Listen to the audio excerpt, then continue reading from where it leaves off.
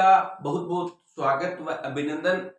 आज जो हम लोग स्टार्ट करेंगे वो करेंगे हमारे पास में संख्या पद्धति, नंबर सिस्टम। अब ये जो टॉपिक है, ये टॉपिक एसएससी के लगभग हर एग्जाम में आता है और इसके साथ स्टेट के भी एग्जामों में, हर एग्जाम में भी आता है। तो मतलब ऑलमोस्ट ये हर जो कॉम्पिटिटिव एग्जाम है उसके लिए महत्वपूर्ण टॉपिक है। कौन सा? संख्या पद्धति, क्योंकि इससे लगभग 2 नंबर का प्रश्न जरूर बनता है, यानी कि 2 प्रश्न जरूर आते हैं एक एक नंबर के। तो आप सभी को एकदम ध्यान से समझना है कि मैं क्या बताऊंगा और क्या नहीं बताऊंगा और क्या महत्वपूर्ण बात बताऊंगा। ठीक है, तो आप सभी ध्यान से देखिए, आपको एकदम पूरा समझ में आएगा। ऐसा नहीं है कि 2 मिनट देखो उसके बाद में चल जाओ, कम से कम एक वीडियो का आप पूरा देखो जिससे आपको पता चले जाए संख्या पद्धति में ये सारे सिस्टम होते हैं। ठीक है, तो मैं यहां से स्टार्ट करूंगा। तो सबसे पहले हम लोग लिखेंगे यहाँ पर संख्या पद्धति। क्या लिखेंगे? संख्या पद्धति। अब जो ये जो संख्या पद्धति है इसको इंग्लिश में बोलते हैं नंबर सिस्टम। क्या बोलते हैं? Number system. Number system.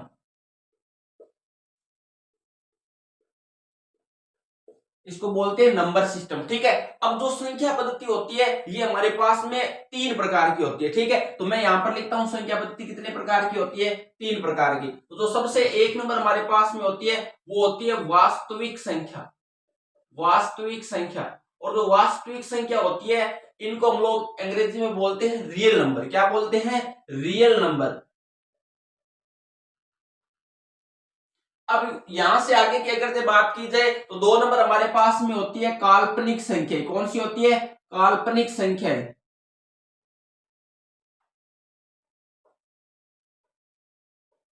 काल्पनिक संख्या। ठीक है, और उसके बाद में हमारे पास में जो 3 नंबर होती है वो होती है मिश्रित संख्या। कौन सी होती है? मिश्रित संख्याएं।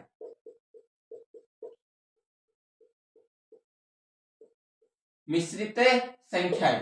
ठीक है, अब देखो यहां से आगे। अब जो ये जो होती है काल्पनिक संख्या इसको बोलते हैं इमेज। लिख में देता हूं ताकि हिंदी इंग्लिश का बैलेंस बना रहे। तो इनको बोलते हैं हम लोग इमेजिनरी नंबर। Imaginary number.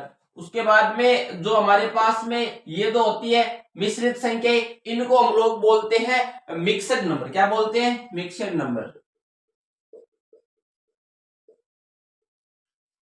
ठीक है, यहां तक मेरे हिसाब से आपको पूरी बात समझ में आ गई कि जो संख्या पद्धति होती है। देखो यहाँ जो हम लोग काम कर रहे हैं वो कर रहे हैं जीरो से। क्यों? क्योंकि यहाँ पर जो कमजोर से कमजोर बच्चा होता है वो भी समझ सके और जो होशियार से होशियार बच्चा होता है वो भी बैलेंस बनाए रख सके। क्यों? क्योंकि मैं शुरू से शुरुआत करूंगा। क्यों? क्योंकि मैंने यहाँ पर वास्तविक संख्या ली, काल्पनिक संख्या ली और मिश्रित संख्या ली। इन तीनों संख्याओं से जो भी प्रश्न आज तक परीक्षा में पूछे गए हैं उन सब पे मैं रिसर्च करके आया हूं और कैसे प्रश्न बनते हैं वो सारे एक साथ ही आपको बताने वाला हूं। ठीक है, तो देखो यहां से आगे जो हमारे पास में वास्तविक संख्या होती है तो इनको पढ़ने से पहले में कुछ संख्या और होती है उनके बारे में जानना बहुत जरूरी है। जैसे कि हमारे पास में होती है प्राकृतिक संख्या, या इसको हम लोग प्राकृत संख्या भी बोलते हैं। ठीक है, तो प्राकृतिक संख्या हो गई। उसके बाद में हमारे पास में जो 2 नंबर होती है वो होती है पूर्ण संख्या। कौन सी होती है? पूर्ण संख्या। उसके बाद में जो हमारे पास में 3 नंबर होती है वो होती है पूर्णांक संख्या। पूर्णांक संख्या। और उसके बाद में जो हमारे पास में 4 नंबर होती है वो होती है परिमेय संख्या। कौन सी होती है? परिमेय संख्या। ये शायद आपने 9th क्लास 10th क्लास में अच्छी तरह इनको सीखा होगा। ठीक है, उसके बाद में जो हमारे पास में 5 नंबर संख्या होती है वो होती है अपरिमेय संख्या। कौन सी होती है? अपरिमेय संख्या। और उसके बाद में जो हमारे पास में 6 नंबर होती है वो होती है सम संख्या। सम संख्या। और उसके बाद में हमारे पास में जो 7 नंबर होती है वो होती है विषम संख्या। कौन सी होती है? विषम संख्या। तो ये सारे मैं इसलिए बता रहा हूं ताकि एक भी नंबर ना कर सके, एकदम जीरो से हम लोग स्टार्ट करें। ठीक है, उसके बाद जो 8 नंबर होती है वो हमारे पास में होती है सम संख्या तो होगी। उसके बाद में हमारे पास में भाज्य संख्या। कौन सी होती है? भाज्य संख्या। और उसके बाद में हमारे पास में जो 9 नंबर संख्या होती है वो होती है अभाज्य संख्या। और उसके बाद जो हमारे पास में 10 नंबर संख्या होती है वो होती है कौन सी? वो होती है हमारे पास में यही। कौन सी? वास्तविक संख्या। तो आप सभी को पता होना चाहिए भाई हमारे पास में प्राकृतिक संख्या कौन सी होती है, पूर्ण संख्या कौन सी होती है, पूर्णांक कौन सी होती है, परिमेय कौन सी होती है, अप्रमेय कौन सी होती है, उसके बाद में सम कौन सी, विषम कौन सी, भाज्य कौन सी और अभाज्य कौन सी, उसके बाद में आपको पता होना चाहिए वास्तविक संख्या। क्योंकि यहां से भी 1 नंबर का प्रश्न बन सकता है अगर जो छोटा कॉम्पिटिटिव एग्जाम हो, मतलब छोटे स्तर का हो तो। ठीक है, तो इसलिए मैं बता रहा हूं आपको तो जो प्राकृतिक संख्या होती है वो हमारे पास में कहां से स्टार्ट होती है, एक से स्टार्ट होती है। जैसे 1 2 3 4 ऐसे ऐसे कहां तक है, अनंत तक होती है। ठीक है, उसके बाद में जो हमारे पास में पूर्ण संख्या होती है वो 0 से स्टार्ट होती है। ठीक है, 0 1 2 3 ऐसे करते करते कहां तक है, अनंत तक। उसके बाद जो पूर्णांक संख्या होती है वो जो आपने देखा होगा जो संख्या रेखा होती है वही हमारे पास में क्या होती है, पूर्णांक संख्या होती है। संख्या रेखा का मतलब क्या होगा कि जैसे मान लो यहाँ पर हमारे पास में 0 होता है, 0 के दाईं साइड प्लस वाली संख्या 1 2 3 और कहां तक है, प्लस के अनंत तक। और 0 के बाईं साइड -1 -2 -3 कहां तक, माइनस अनंत तक। तो इनको तो हम लोग बोलते हैं पॉजिटिव यानी कि धनात्मक, और इनको हम लोग क्या बोलते हैं, नेगेटिव यानी कि ऋणात्मक। ठीक है, और 0 हमारे पास में ना तो इसके ऊपर प्लस का चार्ज होता है ना ही माइनस का चार्ज होता है। तो पूर्णांक संख्या कौन सी होती है, जिनके अंदर माइनस वाली भी हो प्लस वाली भी हो और साथ में क्या होता है, 0 होता है। उसके बाद तो हमारे पास में परिमेय संख्या होती है। तो परिमेय संख्या कौन सी होती है, जो p बटा q के रूप में, यानी जो बट्टे वाली संख्या होती है। और q की जगह हमारे पास में क्या नहीं होता, 0 नहीं होता, ये आपको ध्यान रखना है। उसके बाद जो अपरिमेय संख्या होती है, तो जितनी भी आप रूट वाली संख्या जानते हो सारी रूट वाली, तो जैसे मान लो रूट में 2 हो गया, रूट में 5 हो गया, रूट में 7 हो गया, ये तो संख्या होती है रूट वाली, ये हमारे पास में कौन सी होती है, अपरिमेय संख्या होती है। उसके बाद में सम संख्या, वे संख्या जिनके अंदर किसका भाग जाता है, 2 का भाग जाता है, वो हमारे पास में कौन सी संख्या होती है, वो हमारे पास में सम संख्या होती है। जैसे कि 2 4 6 8 10 12।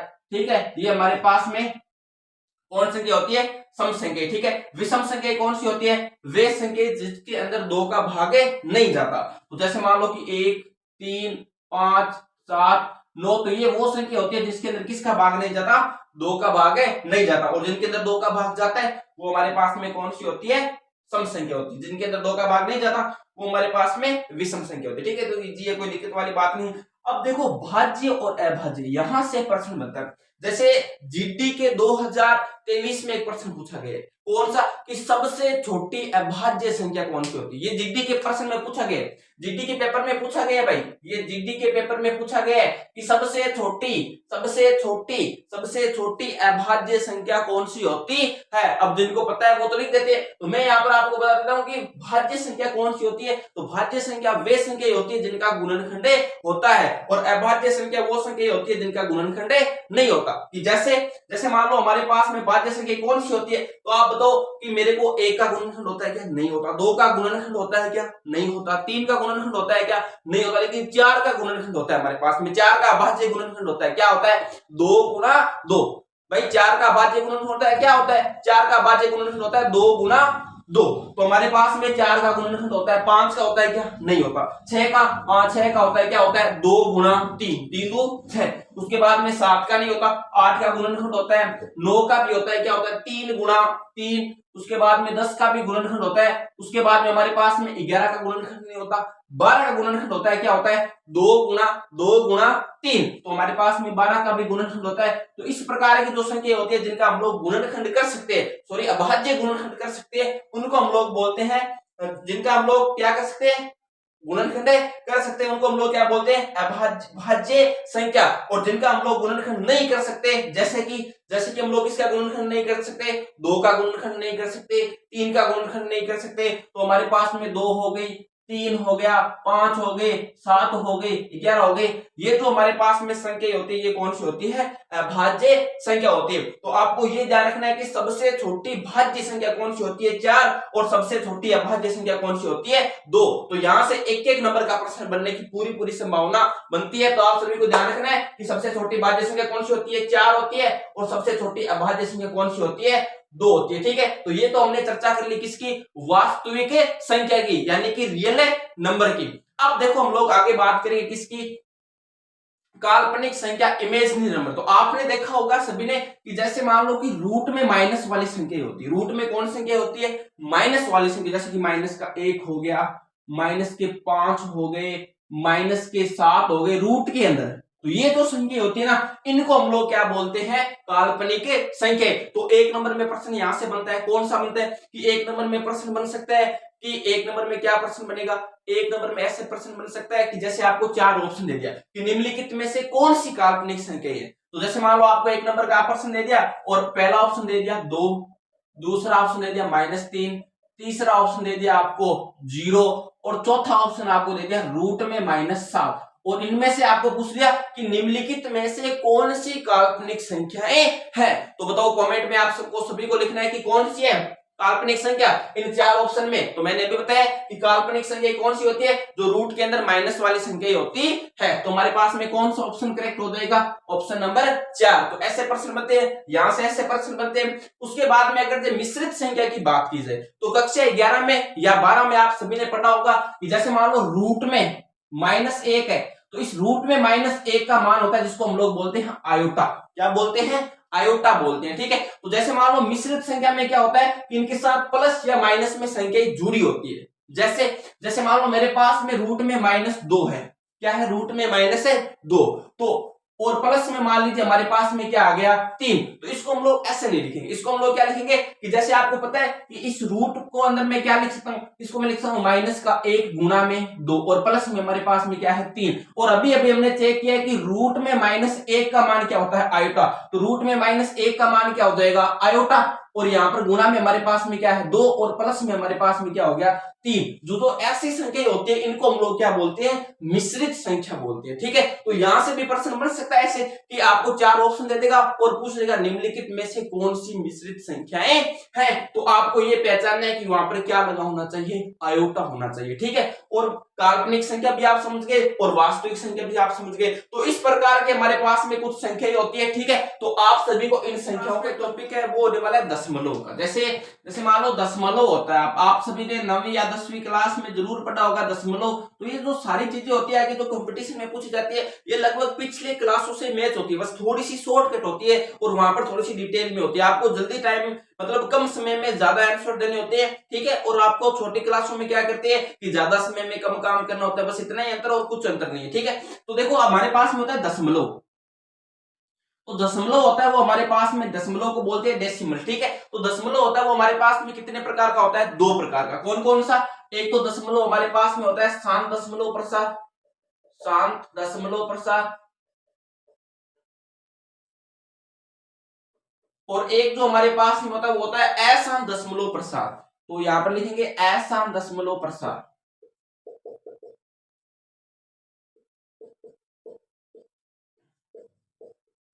तो हमारे पास में कितने प्रकार का हो गया दशमलव प्रसार, जो दशमलव है वो कितने प्रकार का हो गया, 2 प्रकार का। कौन कौन सा, शांत दशमलव प्रसार, अशांत दशमलव प्रसार। इनसे कैसे प्रश्न बनते हैं, तो आप सभी को ये पता होना चाहिए कि शांत दशमलव प्रसार कौन सा है, ठीक है। तो जैसे मान लो आपको 4 ऑप्शन दे दिया और पूछ लेगा कि निम्नलिखित में से कौन सा शांत दशमलव प्रसार है, या पूछ लिया कि निम्नलिखित में से कौन सा अशांत दशमलव प्रसार है, तो आपको ये दोनों आने चाहिए, शांत दशमलव प्रसार और अशांत दशमलव प्रसार। तो देखो सबसे पहले शांत दशमलव प्रसार कौन सा होता है, तो जैसे मान लीजिए सबसे पहले मेरे पास में मान लीजिए 9 है, क्या है 9, और 9 के बट्टे में मान लीजिए मेरे पास में क्या है 2 है। तो जब मैं 2 का भाग दूंगा 9 में तो मेरे पास में उत्तर क्या आएगा, तो मेरे पास में उत्तर आएगा 4.5। क्या आएगा 4.5। जैसे मान लीजिए तो मतलब भाग है वो पूरा पूरा चला जाता है, मतलब पॉइंट के बाद में तो शेष प्लस वो हमारे पास में क्या आ जाता है, 0 आ जाता है। तो जैसे मान लीजिए मैंने एक दूसरा एग्जांपल लिया, तो जैसे मान लीजिए मेरे पास में 7 है और 7 में मैंने दे दिया किसका भाग है, 2 का भाग, तो मेरे पास में क्या आ जाता है